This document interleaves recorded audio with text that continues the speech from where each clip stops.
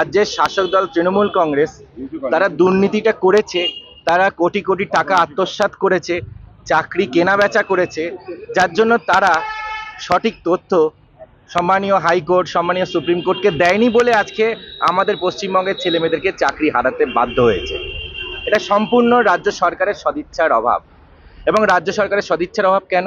কারণ তথ্য যদি প্রকাশিত হয়, সঠিক তথ্য, আজকে যখন ছাত্রছাত্রীদের কারোর কাছে ওএমআর শিট পাওয়া যাচ্ছে, তাদের কাছে ভেরিফাইড ওএমআর শিট তাদের কাছে আছে, তাহলে সবার কাছেই থাকতে পারে, সবার কাছে এই সফট কপি থাকতে পারে, এবং এসএসসির কাছে তো সবার আগে থাকবে। তো এসএসসি কেন এই সফট কপিগুলো সম্মানীয় কোর্টে প্রোডাকশন করলো না? এসএসসি চাইলেই, কিন্তু রাজ্যের শাসক দল তৃণমূল কংগ্রেস, তিনি যদি চান, তৃণমূল কংগ্রেস নেত্রী মমতা বন্দ্যোপাধ্যায় রাজ্যের মুখ্যমন্ত্রী যদি আমাদের পশ্চিমবঙ্গ ছেলে মেয়েদের তাদের চাকরিটাকে বাঁচাতে চাইতেন, মিনিমাম তিনি কি করতেন? তিনি এসএসসিকে নির্দেশটা দিতেন ওএমআর শিটগুলো সমস্ত, এবং সেই ওএমআর শিট সামনে রাখলেই আজকে হাইকোর্ট সুপ্রিম কোর্টের সামনে প্রকাশিত হয়ে যেত কে যোগ্য কে অযোগ্য। কিন্তু অযোগ্যদেরকে আড়াল করার জন্য, কারণ অযোগ্যরা তৃণমূল কংগ্রেসকে এই ঘুষটা দিয়েছে, এবং যদি ওএমআর শিট সব নাও থেকে থাকে, কিছু ওএমআর শিট ওরা ডিস্ট্রয় করে থাকে, তথ্য প্রমাণ লোপাট করে থাকে, যেমন আমরা এর আগে অভয়াকাণ্ডে দেখেছি, আরজি কর কাণ্ডে দেখেছি যে রাজ্য সরকারের তরফ থেকে তথ্য প্রমাণ লোপাট হয়েছে, তেমনি এই দুর্নীতির ক্ষেত্রেও তারা তথ্য প্রমাণ লোপাট করেছে। যদি সেই লোপাটও করে থাকে, তাহলে এই দুর্নীতি তো করেছে তৃণমূলেরই নেতা মন্ত্রীরা। এই কুন্তল, শান্তনু, কালীঘাটের কাকু, পার্থ চট্টোপাধ্যায় সহ আপাদমস্তক যারা এই দুর্নীতি, একটা যে অর্গানাইজ ক্রাইম হয়েছে সুপ্রিম কোর্টের ভাষায়, সেই অর্গানাইজ করেছে পুরোটাই তৃণমূল কংগ্রেস অর্গানাইজেশন। তা তৃণমূল কংগ্রেস অর্গানাইজেশন যদি আজকে বলে দেয় কারা কারা তৃণমূল কংগ্রেস সরকারকে, তৃণমূল কংগ্রেসের নেতা মন্ত্রীদেরকে ঘুষটা দিয়েছে, তাহলেই অযোগ্যদের লিস্ট বেরিয়ে আসবে। 5,000 না 6,000 না 7,000, সেই সংখ্যা তৃণমূল কংগ্রেসের কাছেই আছে। আইদার ওএমআর শিট এসএসসি দপ্তরের তরফ থেকে সেটা প্রকাশ করুক, নইলে আমরা এসএসসি অভিযান করব ভারতীয় জনতা যুব মোর্চার তরফ থেকে, এসএসসিকে বাধ্য করব।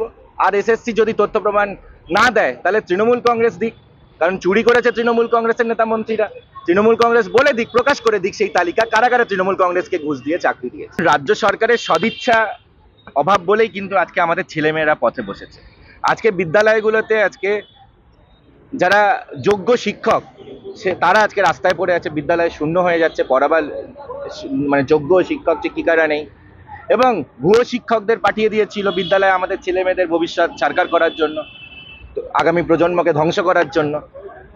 কিন্তু এই সুরাহা তখনই হবে, আজকে কি হচ্ছে, যোগ্য অযোগ্যকে পুরো মুড়ি মিষ্টির মতন মিশিয়ে দিয়েছে মমতা বন্দ্যোপাধ্যায় সরকার। তারা চায় না যে যোগ্যদের নামগুলো প্রকাশ হোক, কারণ তাহলে অযোগ্যরা এসে তৃণমূলকে প্রশ্ন করবে। চাকরি চুরি করেছে তৃণমূল কংগ্রেস, চাকরি চুরি করেছে তৃণমূল কংগ্রেসের নেতা মন্ত্রীরা, আবার চোরের মায়ের বড় গলা, যাদের থেকে চাকরি চুরি করে আপনারা পথে বসিয়ে দিয়েছেন, বিদ্যালয় শূন্য করে দিয়েছেন, ঝড় জল বৃষ্টি উপেক্ষা করে যারা অনশন করছে তাদের পাশে থাকুন, এবং তাদের পাশে থাকতে চাইলে সবার আগে সেই লিস্টটা পাবলিশ করুন, কারা যোগ্য কারা অযোগ্য, কারা তৃণমূল কংগ্রেসকে নেতা মন্ত্রীদের ঘুষ দিয়েছে, সেই তথ্যগুলো প্রমাণ আপনারা প্রকাশ করে দিন, সেই লিস্টটা প্রকাশ করে দিন, তাহলেই তো অযোগ্যরা বেরিয়ে আসবে, বাকিরা যোগ্য, তাদের চাকরিতে পুনর্বহাল হবে।